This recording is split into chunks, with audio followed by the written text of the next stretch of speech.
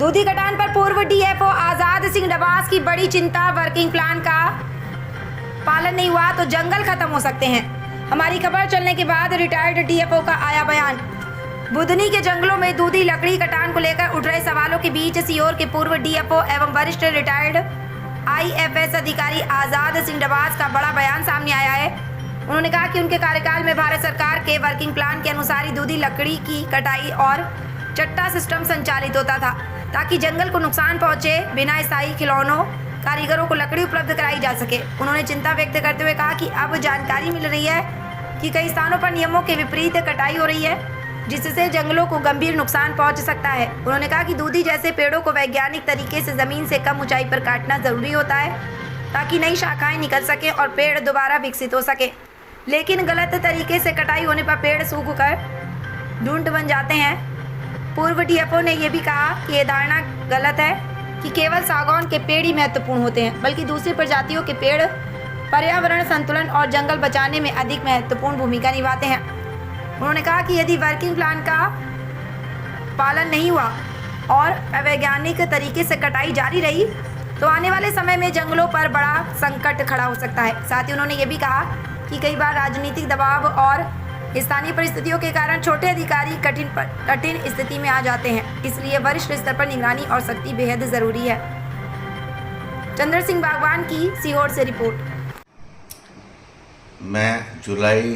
1999 से जुलाई 2002 तक सीहोर में डीएफओ के पद पर पदस्थ था। तत्समय सीहोर वन मंडल के बुधनी और रेहटी परिक्षेत्र में दूधी प्रजाति के वृक्ष जो है वो बहुतायत में पाए जाते थे और इन वृक्षों की कटाई के लिए बाकायदा कूप बनाए जाते थे वर्किंग प्लान के हिसाब से, और कूपों में जो है वो कटाई कराई जाती थी और चट्टे बना करके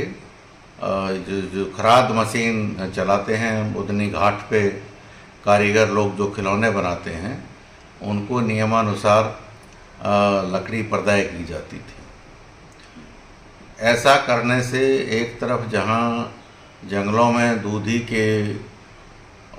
वृक्षों की अनियमित कटाई नहीं होती थी, वहीं दूसरी ओर जो है लकड़ी का सप्लाई का भी कोई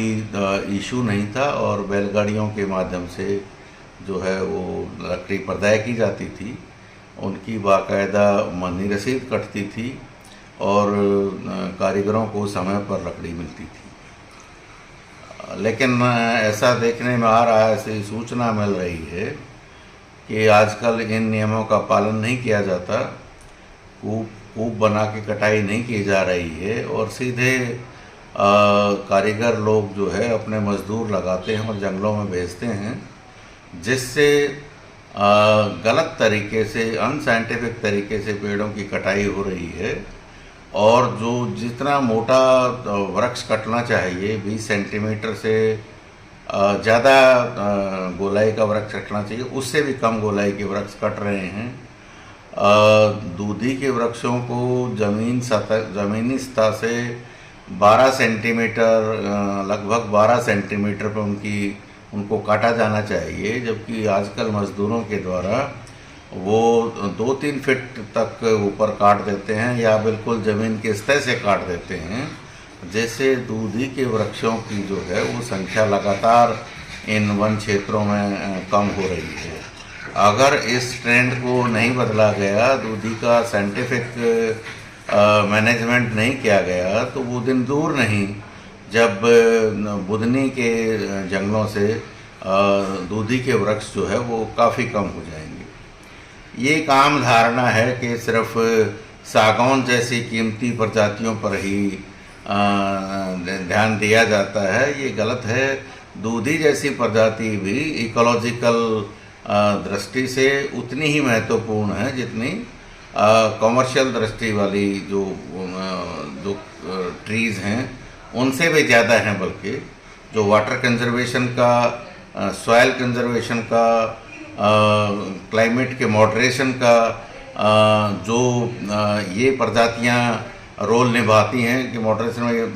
निभाती हैं, वो सागौन जैसी प्रजातियां बल्कि उसमें उतनी ज़्यादा रोल नहीं निभाती हैं। तो ये ज़्यादा महत्वपूर्ण है इस तरह की मिसलेनियस प्रजातियों को बचाया जाए और ये ध्यान देना चाहिए कर्मचारियों को। लेकिन ये भी मेरी जानकारी में आया है कि आजकल राजनीतिक दखल जो है वो बहुत बढ़ गया है। हमारे समय ऐसा नहीं होता था। ऐसा सुनने में आया है कि जो पूर्व में मुख्यमंत्री रहे 17 वर्ष तक, शिवराज सिंह चौहान, आज केंद्रीय कृषि और ग्रामीण विकास मंत्री हैं, उनका इस क्षेत्र में राजनीतिक दखल कुछ इस कदर बढ़ गया है कि छोटे कर्मचारी नियमों का पालन करने में भी डरते हैं और वो उसी में अपना हित साधते हैं कि जो अनियमितताएँ हो रही हैं उनको होने दें, तब नहीं अदरवाइज़ उनके ऊपर जो है अनावश्यक जो है वो कार्रवाई का डर बना रहता है। ऐसी जानकारी प्राप्त हो रही है। एक तरफ श्री चौहान जैसे नेता एक वृक्ष रोज़ लगाने की बात करते हैं, वहीं दूसरी ओर वन क्षेत्रों में इस तरह की अवांछित गतिविधियों को बढ़ावा देने और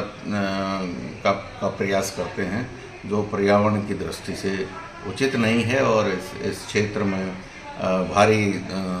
जो है संकट जो है वनों पे आया हुआ है और तेज़ी से आने वाला है अगर इस तरह से इस पे रोकथाम नहीं लगाई गई।